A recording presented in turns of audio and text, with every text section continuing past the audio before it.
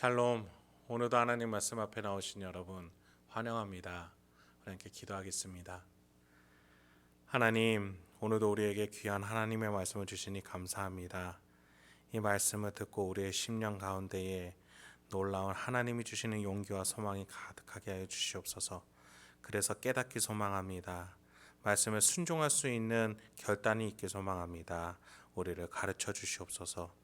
예수님의 이름으로 기도했습니다. 아멘.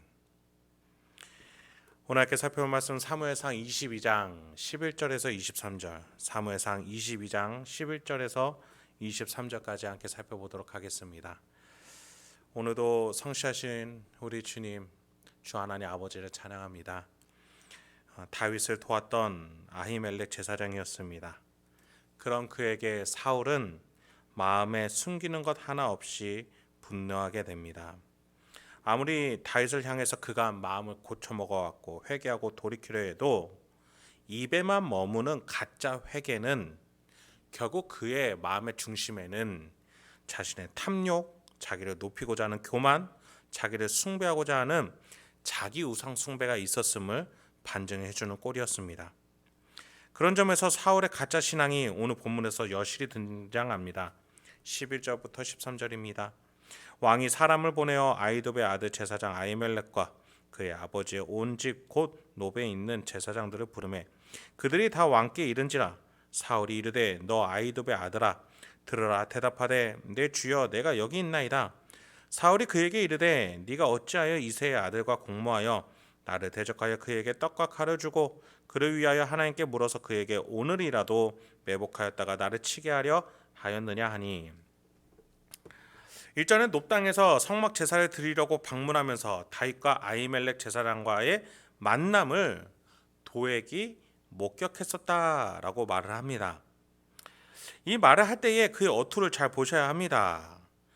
전에 10절에서 보면은 그는 이렇게 말했었어요. 그를 위하여 이것도 하고 저것도 하더이다. 지금 도액은 있는 사실 그대로를 말하기보다는 사울의 마음에 들기 위해서 이 상황을 어떻게든 자기 중심으로 끌어가려고 하고 있지요. 그러니 11절에서 보면 왕이 사람을 보내어 아히두베 아들 제사장 아히멜렉과 그의 아버지 온 집 곧 노베에 있는 제사장들을 부르게 된 것입니다. 지금 도액이 자신의 욕망대로 사울에게 말했더니 그 욕망에 맞춰져서 사울은 제사장을 치려고 하고 있는 것이죠. 여러분, 사울의 왕국은 이것으로 욕망으로 운영되고 있다는 사실을 우리는 확인하게 됩니다. 사울이 제사장들을 불러 취조하기를 이새의 아들과 공모하여 나를 대적하려고 하냐? 그렇게 이제 묻기 시작을 하는 겁니다. 물론 사울의 마음, 본래의 마음이 꼬여 있었기 때문에 어떤 정보를 들으든 그는 적대적으로 다윗을 향하게 하는 마음이었습니다. 그런데 그 중심에 누가 역할을 해주고 있습니까? 욕망에 가득 찼던 도액이 있었다는 겁니다. 다윗의 나라에 연약한 자들이 모이고 사울의 나라에 욕망에 가득 찬 자들이 등장하고 있다는 사실, 그게 지금 성경이 대조하면서 하나님 나라에 무엇이 가까운가를 우리에게 질문을 던져주고 있는 것이죠.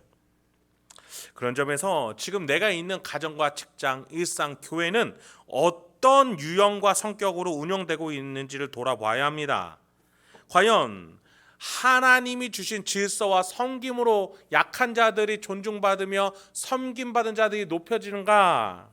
아니면 자신의 욕망으로 무언가 자리를 차지하고 발언하려고 하는 자들이 득세하는가? 여러분, 우리는 결코 세상과 같아지면 안 되겠습니다.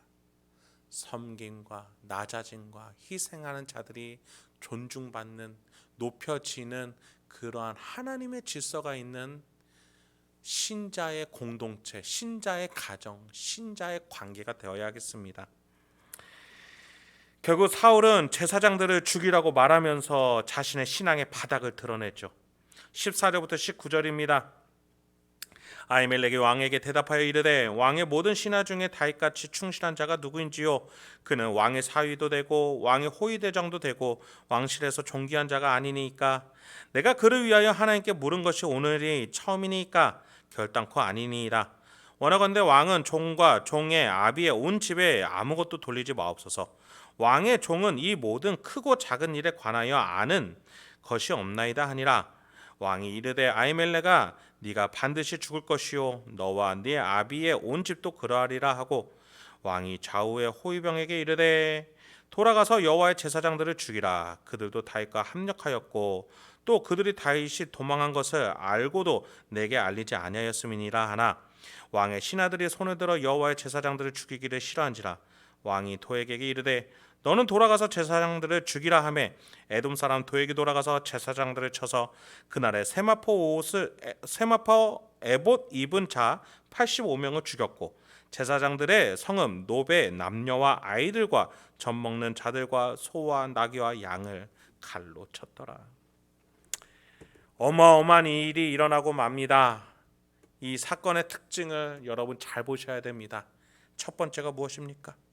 탐욕으로 가득 찬 도액이 득세하기 시작합니다. 사울은 가축, 목축 장이었던 도액을 호위병들의 임무, 그 임무를 그에게 맡기면서 급작스러운 결정을 내려서 그렇게라도 자신의 욕구를 채우려고 합니다. 이렇게 자신의 욕구에 가득 찬 자들이 득세하는 것이 바로 사울의 왕국의 특징이었습니다.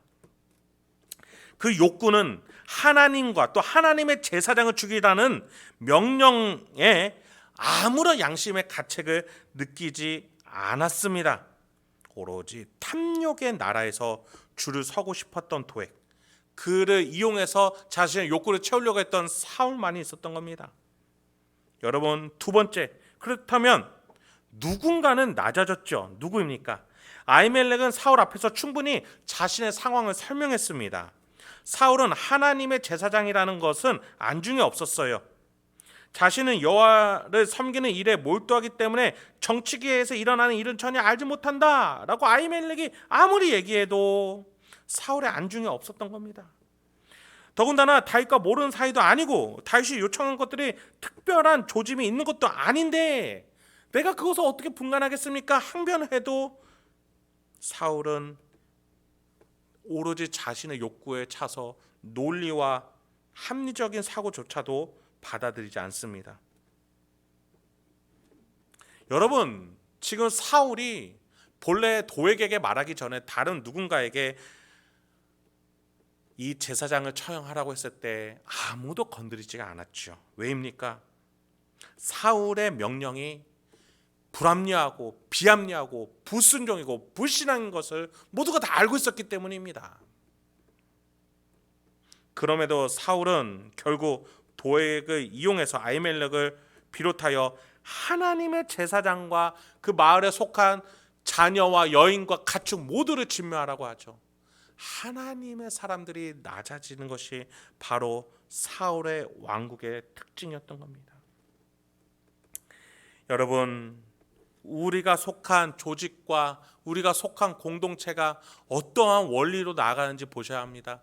섬기는 자가 높아지고 있습니까? 낮아지고 있습니까? 욕망에 찬 자가 높아지고 있습니까? 낮아지고 있습니까?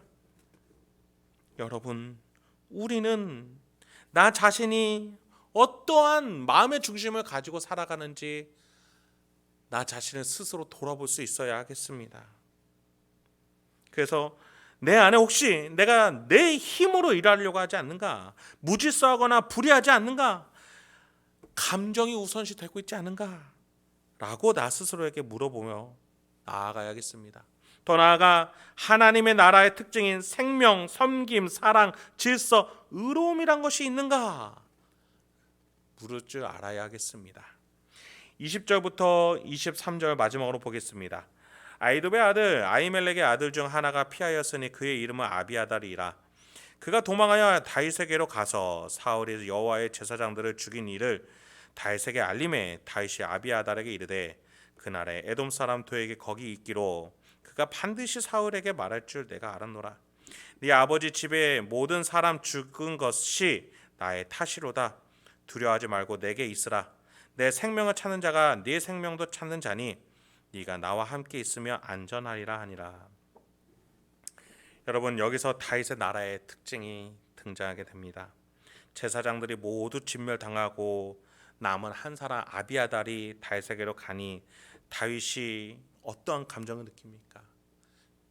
책임감을 느껴야 합니다. 자신으로 인한 것임을 죄책감을 느끼고, 그래서 아비아달을 지켜주려고 합니다. 그러면서 자기 탓으로 돌리면서 뭐라고 합니까? 두려워하지 말라. 나와 함께 있으면 안전하리라. 여러분, 지금 사울은 한 나라의 왕입니다. 다윗은 도망자 신세입니다. 그런데 여기서 보는 바와 같이 하나님 나라 백성이 어디에서 안정감을 느끼고 있습니까? 어디에서 보호받고 있습니까?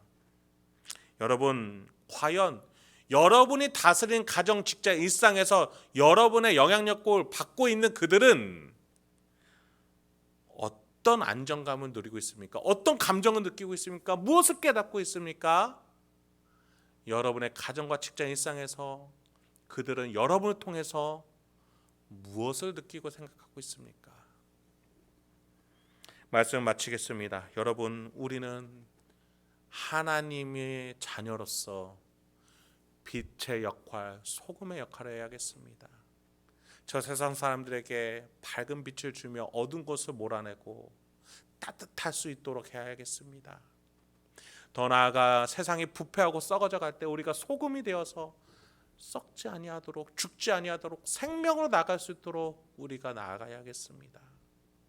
이번 한 주도 또 오늘도 저와 여러분을 통해서 세상이 하나님이 원하시는 빛과 소금으로 가득하기를, 천국이 되기를 우리가 함께 달려나갈 수 있게 주님의 이름으로 축원드립니다. 함께 기도하겠습니다. 하나님, 오늘도 우리에게 귀한 하나님의 말씀을 주시니 감사합니다. 오늘도 우리에게 귀한 말씀을 주셔서 우리가 어떻게 살고 어떤 방향으로 가야 될지 하나하나 알려주시니 감사합니다.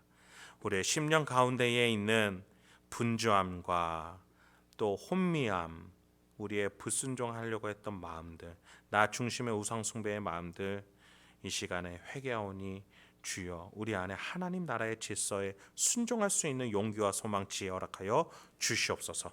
이 모든 말씀 예수님의 이름으로 기도했습니다. 아멘.